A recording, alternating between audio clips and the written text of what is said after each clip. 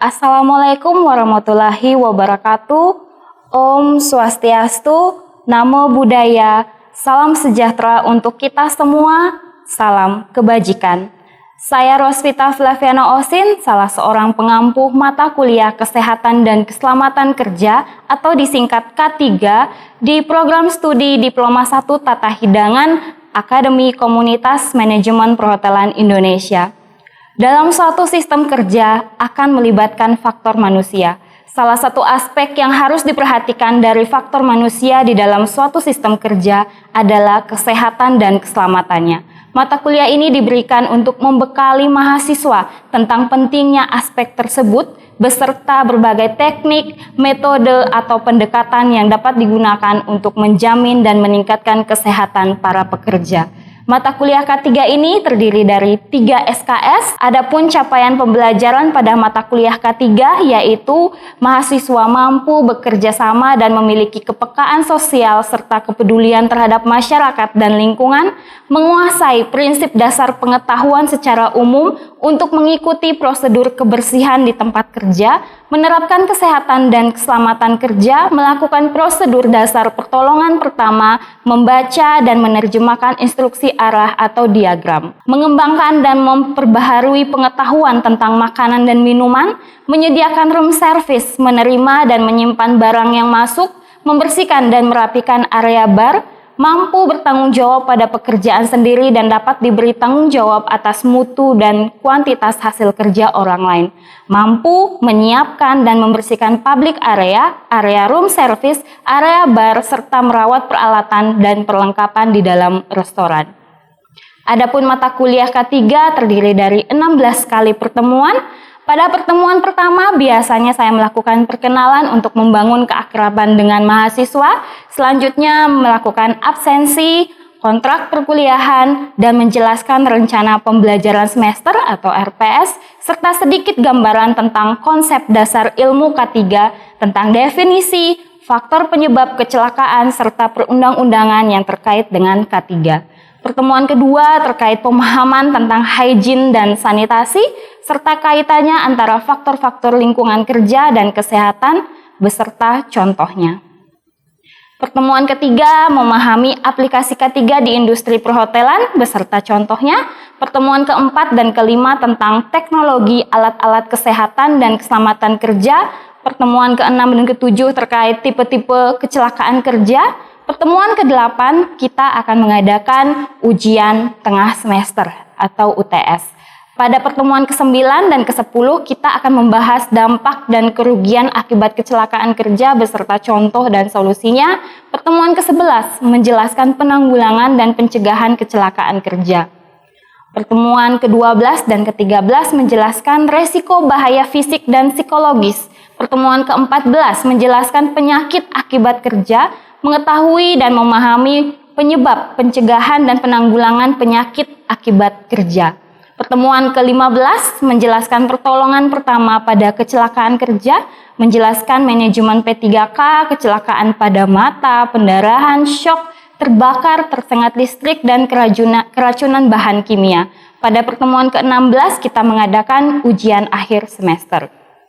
Metode yang saya gunakan adalah dengan metode ceramah, tanya jawab, analisis, dan diskusi. Dengan sistem pembelajaran menggunakan model pembelajaran berbasis masalah atau problem-based learning, di mana mahasiswa dibagi dalam kelompok-kelompok kecil dan disajikan masalah atau kasus berakar dari kehidupan dunia nyata serta sesuai tujuan pembelajaran.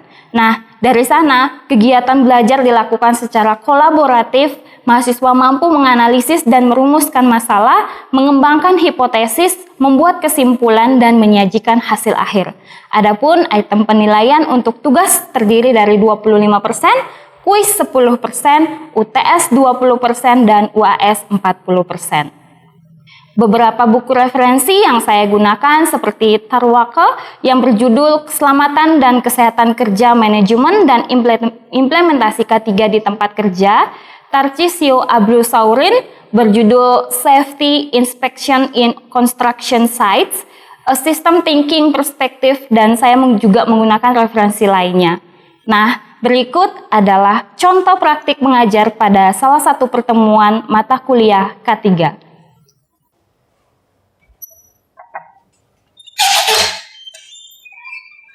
Halo, selamat pagi mahasiswa sekalian. Apa kabar hari ini? Karena hari ini adalah hari pertemuan pertama kita, ya, kita perkenalan dulu, ya. Tetapi sebelum perkenalan kita berdoa dulu ya, untuk memulai segala sesuatu kita dengan doa. Kita berdoa sesuai ajaran kita masing-masing. Berdoa dimulai.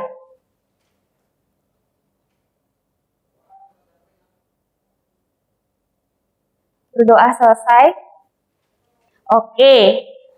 Hari ini adalah hari pertemuan kita ya. Ya. Baik. Oleh karena itu, karena ini adalah pertemuan pertama kita, alangkah baiknya kita perkenalan dulu. Ya, kata orang, tidak kenal maka betul. Oke. Mulai dari Miss dulu ya. Perkenalkan, nama Miss Rosvita Flaviana Osin. Kalian bisa panggil Miss Osin, ya. Miss salah satu dosen pengampu mata kuliah K3 atau Kesehatan dan Keselamatan Kerja. Pasti di sini adik-adik semua juga pernah nih dengar K3. Ada yang lulusan SMK di sini? Ada. Ya? Ada lulusan S3 K3 pernah mendapatkan mata kuliah atau pelajaran waktu SMK? Pernah ya? Oke, berarti sudah tidak asing lagi dengan mata kuliah K3. Miss nah di sini sekalian kita absen juga ya, sekalian juga dengan perkenalan. Perkenalannya juga asalnya dari mana dan kenapa memilih program studi tata hidangan ya. Kita mulai dari Angelina Niputu Cynthia Ciptadewi, ada? Oke. Boleh diperkenalkan dulu sedikit namanya siapa dan asalnya dari mana, kenapa memilih program studi tata hidangan?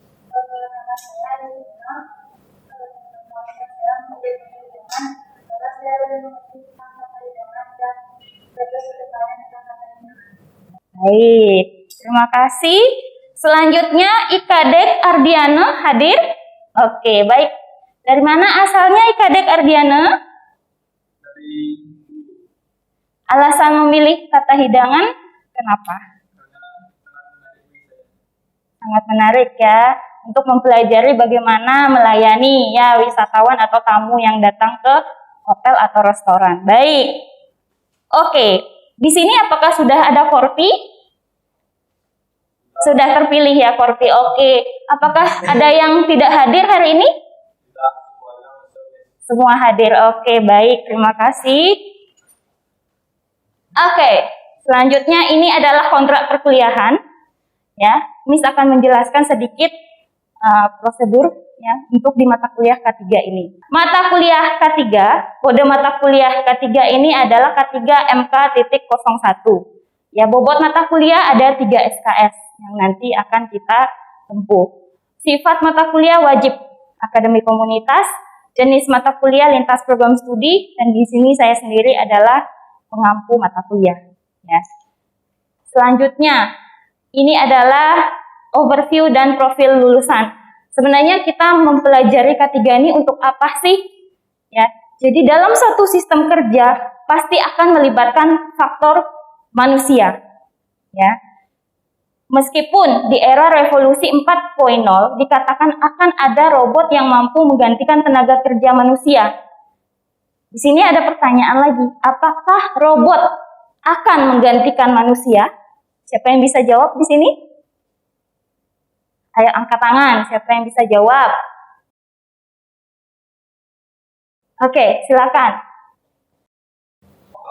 Menurut saya, kemungkinan di foto itu robot bisa jadi menggantikan manusia, karena sebagai manusia juga sudah mulai banyak juga. Jadi kemungkinan robot bisa menggantikan manusia. Oke, jawabannya bisa menggantikan manusia. Robot itu tidak menggantikan. Ya, tidak bisa menggantikan manusia. Ada yang lain? Jawaban lain? Oke, baik. Ada 2 jawaban tadi ya. Ini adalah perkuliahan, penugasan, ujian, dan penilaian. Perkuliahan, kehadiran terjadwal dalam 1 semester adalah 16 minggu. Perkuliahan dilakukan dengan cara tatap muka di kelas 70% dan di luar kelas 30%. Wajib 80% dari kehadiran dosen. Ya, jadi kalau di bawah 80% nanti ada sanksinya. Ya, tidak boleh mengikuti UTS. Ya. Dosen bertindak sebagai fasilitator dan motivator. Di sini dosen bukan hanya sebagai pengajar, ya, tetapi juga memfasilitasi dan juga memotivasi mahasiswa-mahasiswa yang ada di kelas. Ya, jadi kita bisa saling berkolaborasi, ya. Penugasan diberikan pada setiap selesai kuliah secara individu dan kelompok. Diberikan dalam bentuk pertanyaan, pendalaman materi, solusi kasus, laporan hasil magang atau prakrin, nanti membuat proposal K3. Ya. Total skor penilaian tingkat penguasaan materi adalah 100. Ya, ini adalah nanti penilaiannya. Kalau kalian mendapatkan nilai 90 sampai 100 itu hasilnya sangat baik, atau ya sangat berhasil. Nah, ujian itu ada tertulis dan terjadwal. Ya, ada ujian tengah semester dan juga ada ujian akhir semester. Mata kuliah hanya dapat diujikan dan diikuti oleh mahasiswa jika memenuhi ketentuan kehadiran dosen dan mahasiswa dengan syarat dosen minimal hadir mengajar 7 kali dan mahasiswa minimal hadir 6 kali. UAS sama dengan dosen minimal hadir mengajar 7 kali sesudah masa UTS dan mahasiswa minimal hadir 6 kali sesudah masa UTS. Ini adalah sistem penilaian. Di sini ada komponen nilai angka.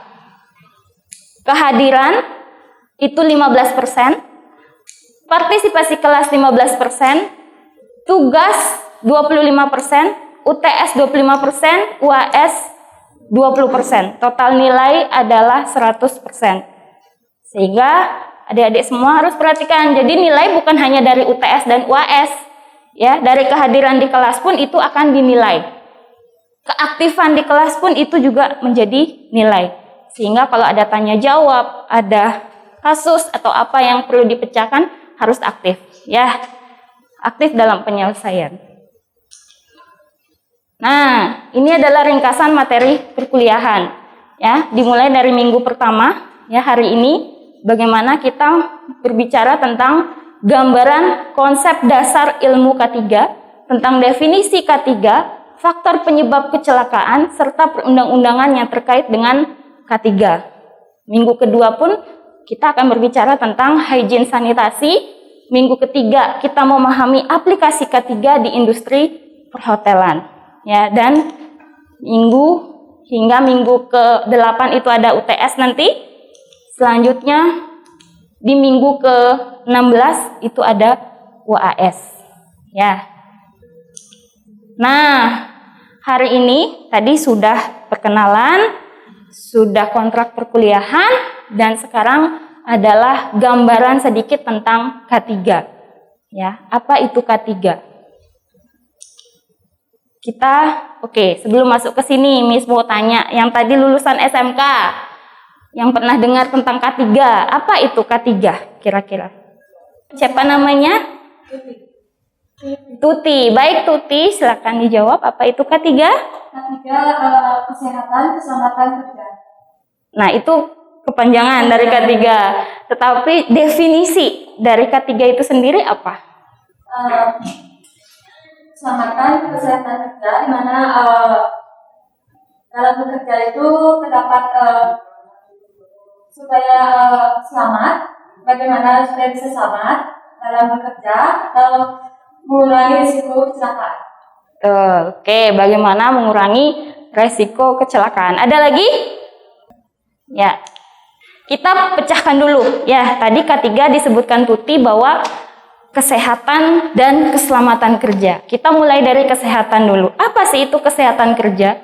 Nah, di sini dijelaskan suatu kondisi fisik, mental, dan sosial Seseorang yang tidak saja bebas dari penyakit atau gangguan kesehatan, melainkan juga menunjukkan kemampuan untuk berinteraksi dengan lingkungan kerja.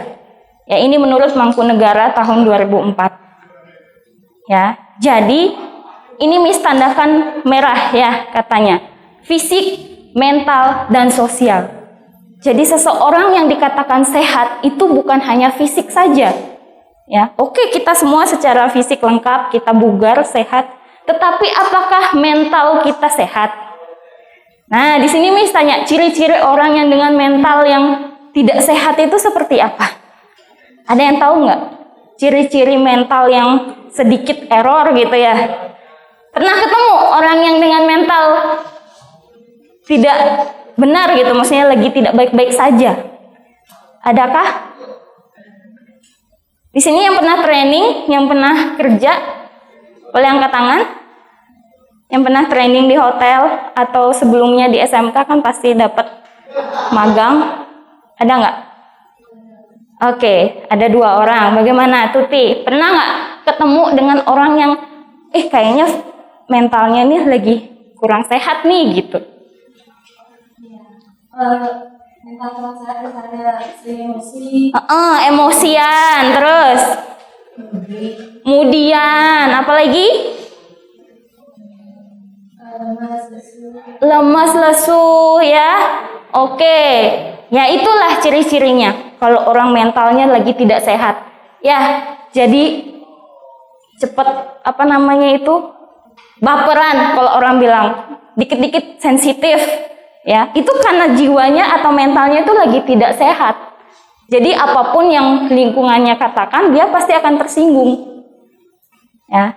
Pasti kalian akan menemui orang-orang, atau kalian sendiri pernah mengalami ya, kalau lagi tidak baik-baik saja, mungkin karena efek begadang juga ya, jadi lebih sensitif, jadi lebih mudian tadi dikatakan ya.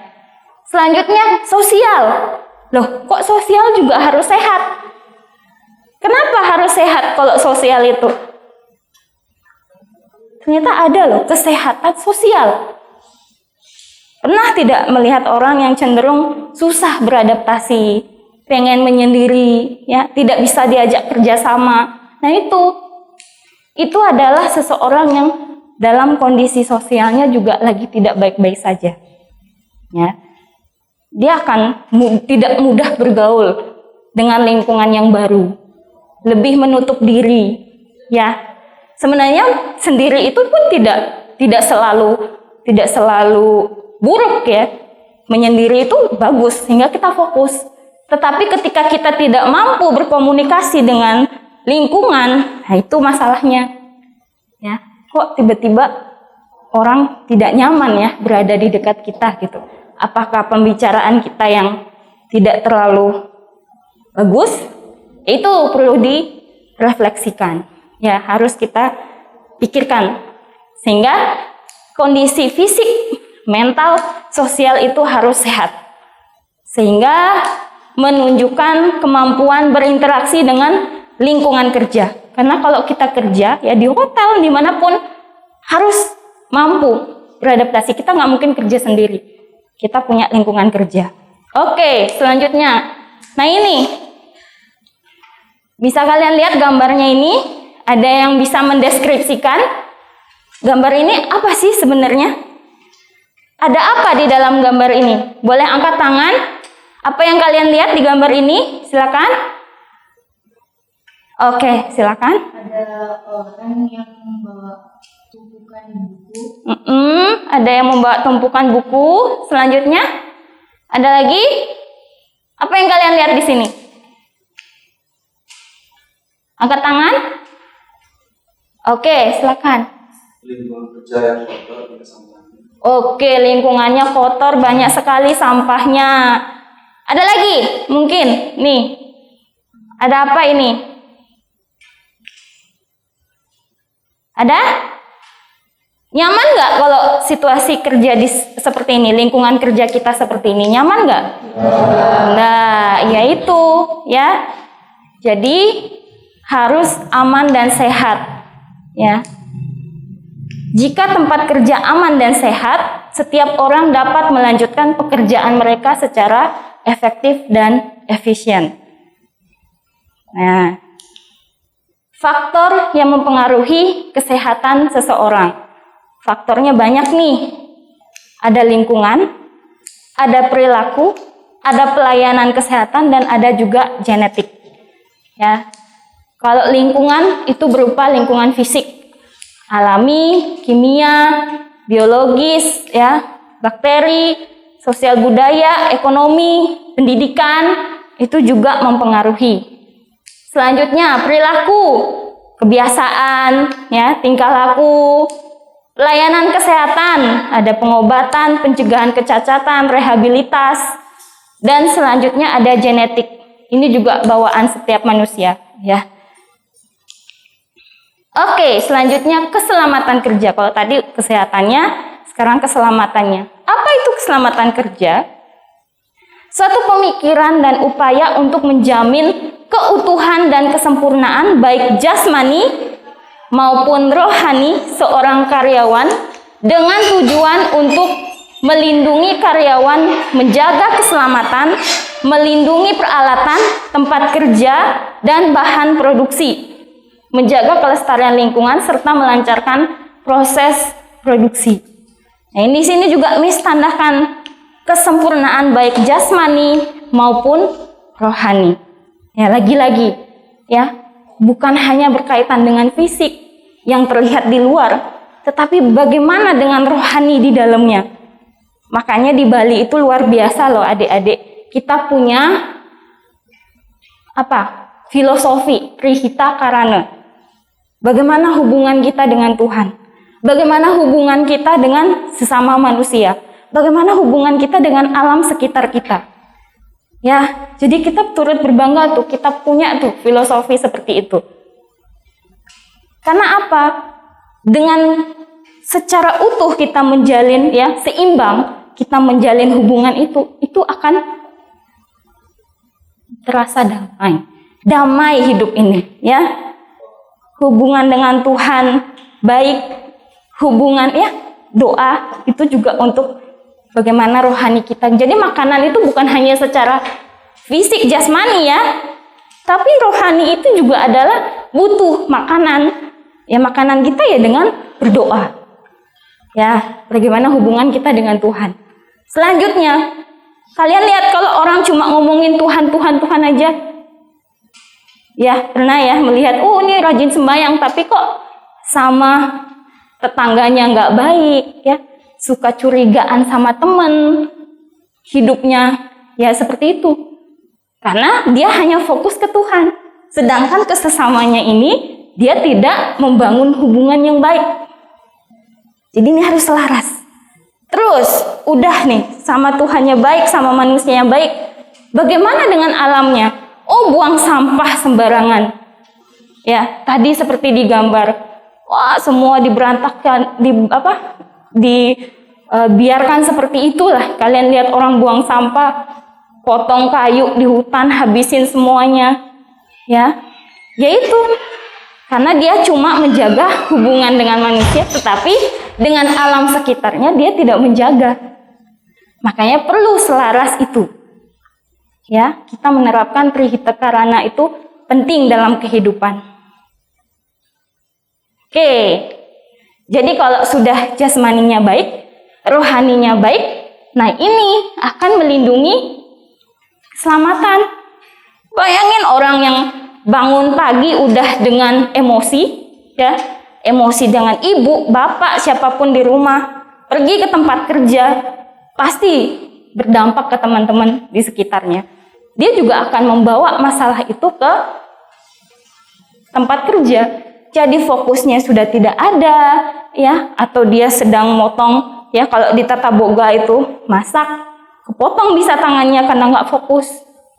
Ya, itu pentingnya kita mempelajari K3 ini, bagaimana menjamin keutuhan jasmani dan rohani.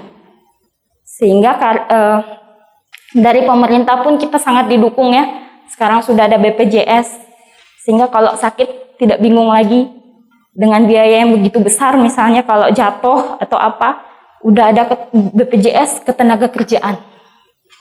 Itu bagaimana pemerintah pun mau menjamin masyarakat kita itu sehat. Ya. Jadi kita harus bersyukur. Nah, kalau sudah tadi kita memecahkan kesehatannya, keselamatannya, nah, apa itu K3? Suatu kondisi kerja yang terbebas dari ancaman, bahaya yang mengganggu proses aktivitas dan mengakibatkan terjadinya cedera, penyakit, kerusakan harta benda, serta gangguan lingkungan. Ya, jadi itu adalah pengertian K3. Nah, ini tujuannya. Untuk memelihara kesehatan dan keselamatan lingkungan kerja, untuk menciptakan tempat kerja yang aman, sehat, dan bebas dari pencemaran lingkungan, sehingga dapat mengurangi dan atau bebas dari kecelakaan yang pada akhirnya dapat meningkatkan sistem dan produktivitas kerja. Itu sebagai tujuan dari K3. Baik, ini adalah pertemuan pertama kita. Apakah ada pertanyaan dari mahasiswa setelah kita tadi dari pertama? Mungkin dari kontrak perkuliahan ada yang kalian tanyakan, atau juga dari materi singkat tadi terkait gambaran K3. Apakah ada yang ingin ditanyakan? Belum ada.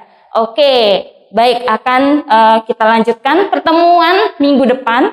Kita akan membahas tentang hygiene dan sanitasi.